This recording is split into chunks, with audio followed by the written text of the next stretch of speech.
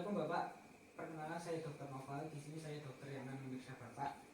Tadi berdasarkan hasil anamnesis Bapak tadi datang ke sini dengan keluhan ada bercak-bercak di tangan sebelah kiri Bapak ya Pak. Ya. Terus juga ada mati rasanya. Terus juga tangannya jadi lebih mengecil ya Pak yang sebelah kiri. Sehingga kalau buat ngangkat beban jadi berat ya Pak. Ya. Pak, untuk menunjang diagnosis dari penyakit Bapak, di sini kami akan melakukan pemeriksaan Corbus Hansen, yang mana nanti pemeriksaannya mungkin agak tidak nyaman ya Pak, membuka bagian-bagian tertentu di tubuh Bapak. Apakah Bapak bersedia? Ya, setia. Baik Pak, jika Bapak bersedia silahkan bisa mempersiapkan diri. Saya akan citaan dulu ya Pak. Oke, saya citaan dan menyiapkan alat. Selanjutnya saya akan melakukan inspeksi. Untuk pertama-tama kita inspeksi pada permukaan kulit. Untuk predileksi dari penyakit kusta, biasanya kusta menyerang pada bagian-bagian yang lebih dingin seperti mata, hidung, wajah, telinga. Terus juga kita inspeksi dulu pertama pada lesi di punggung tangan Bapak. Kita lihat lesinya, kita lihat adakah waka primer, adakah waka sekunder, adakah nodul. Baik, saya akan melakukan pemeriksaan mata. Pada pemeriksaan mata kita inspeksi adakah iritis, lalu adakah iridosiglitis, lalu juga kita menilai dari kemampuan visus pasien. Bapak untuk melihat tulisan di sebelah sana jelas Pak? Jelas. Ya, kita nilai visus atau adakah gangguan visus sampai kebutaan. Biasanya jika menyerang di saraf sekitar mata maka bisa mengakibatkan kebutaan. Lalu selanjutnya kita inspeksi pada hidung. Kita lihat pada hidung adakah epiktasis atau pecahnya pembuluh darah sehingga mimisan. Selanjutnya kita lihat bentuk hidung, apakah ada hidung pelana. Tidak ada. Selanjutnya kita nilai dari rambutnya, adakah alopecia atau madarosis. Oke, cukup. Selanjutnya kita nilai dari lidah pasien, bisa dijulurkan Pak lidahnya. Kita lihat lidah, apakah ada ulkus atau nodul pada lidah. Cukup Pak, saya tutup kembali. Silahkan Bapak bisa berkata ya, kita nilai laringnya, adakah suara parau. Selanjutnya kita nilai kelenjar limfonya. Bisa dibuka Pak kancing bajunya yang paling atas. Kita nilai adakah pembesaran limfa atau limfodenitis. Oke, selanjutnya saya melakukan pemeriksaan pada sendi. Pada sendi kita nilai adakah absorpsi, adakah mutilasi pada sendi-sendi di tangan maupun kaki, atau adakah tanda-tanda artritis. Oke, cukup. Selanjutnya kita inspeksi pada daerah testis. Kita lihat adakah kita nilai dari inspeksi adakah ginekomastia atau pembesaran payudara. Terus juga kita lihat adakah epididymis akut, adakah orchitis, dan adakah atrofi dari testis tersebut. Selanjutnya kita nilai dari kerusakan saraf perifer. Pertama kita nilai adakah tangan yang jatuh atau tangan yang lunglai atau biasa disebut drop rise. Kita nilai adakah drop rise. Selanjutnya kita nilai adakah jari giting atau claw tooth. Ya, selanjutnya kita nilai adakah tangan cakar atau claw hand. Ya, baik Pak, bisa silahkan duduk di atas Pak. Kita nilai adakah tungkai jatuh atau drop foot. Hanya kita nilai pada jari kaki, apakah ada titik pada jari kaki atau pautus pada jari kaki. Selanjutnya kita nilai dari pembesaran saraf tepi.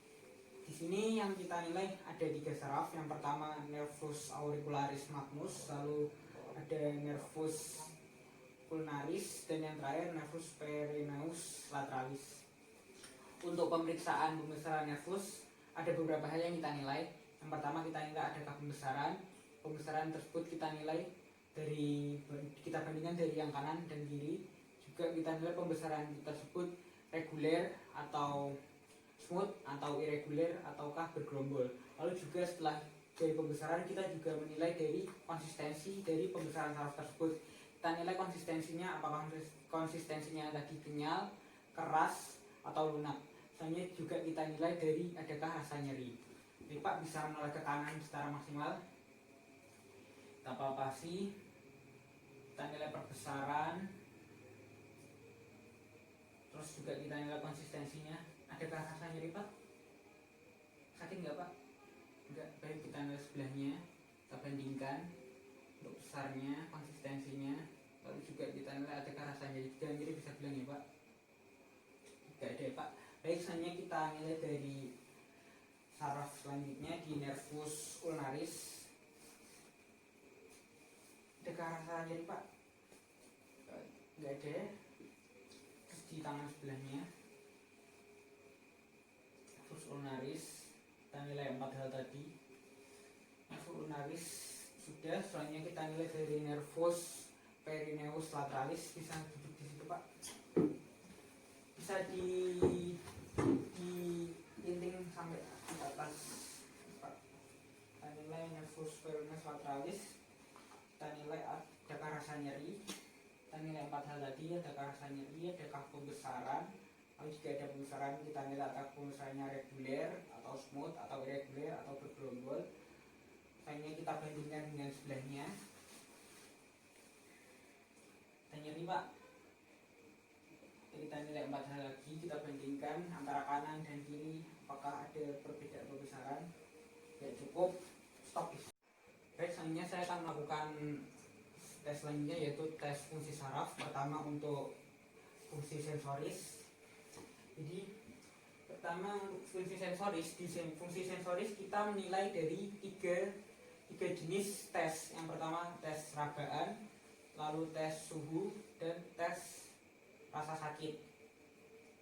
Baik Pak, nanti Bapak bisa menutup mata Pak. Nanti Bapak bisa menyebutkan, terasa Pak? Terasa? Apakah terasa? Tidak. Ya baik, tidak terasa ya. Terus selanjutnya, apakah terasa Pak? Terasa. Di tangan sebelah mana? Kiri. Apakah terasa Pak? Terasa. Di tangan sebelah Kanan. baik. Selanjutnya setelah tes sentuhan, kita melakukan tes suhu. Baik Pak, ini pertama saya akan kenalan dulu. Jadi ini hangat dan ini dingin. Baik ya Pak, Bapak bisa menutup matanya, nanti bisa menebak ya Pak. Ini suhu apa Pak? Hangat. Kalau ini Pak? Dingin. Baik. Kalau yang ini Pak? Dingin. Kalau ini Pak? Panas. Ya baik. Selanjutnya kita uji tes rasa sakit. Di sini saya menggunakan tusuk gigi yang sudah ditumpulkan. Kita nilai apakah sakit Pak? Tidak.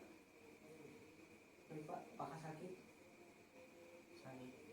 Ya, baik, cukup ya Pak. Baik, selanjutnya kita akan melakukan pemeriksaan pada saraf otonom. Biasanya di lesi ini terjadi kelainan pada saraf otonom sehingga tidak dapat beringat. Maka jika kita lakukan tes Gunawan, hasilnya akan positif.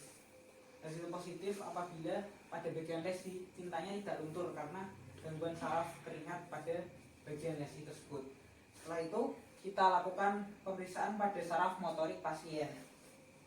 Pertama kita nilai dari saraf ulnaris, kita nilai kekuatan tangan dengan cara jari tengah dan jari kelingking menjepit suatu benda. Bisa dijepit Pak. Kita nilai kekuatan dari saraf ulnarisnya.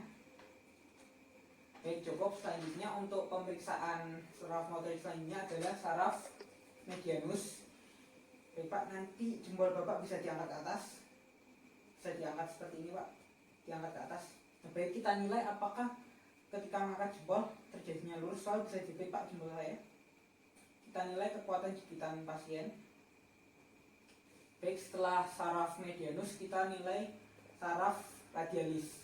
Nanti tangan Bapak ini saya pegang, lalu ini saya tahan. Bapak bisa digerakkan ke atas seperti itu ya Pak. Coba Pak, 1, 2, 3.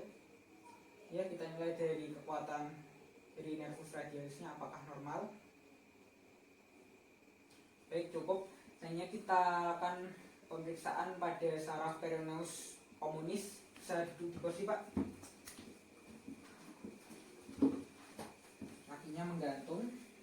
Kita pegang pada bagian punggung kaki bagian belakang. Kakinya bisa diputar ke bagian dalam Pak, sambil kita tahan, dan diputar ke bagian luar Pak. Bisa diangkat Pak. Baik Bapak, alhamdulillah untuk pemeriksaan fisik Morbus Jansen sudah selesai. Ada yang tanyakan Pak? Baik Pak, jika ada yang tanyakan, terima kasih. Assalamualaikum warahmatullahi wabarakatuh. Saya akan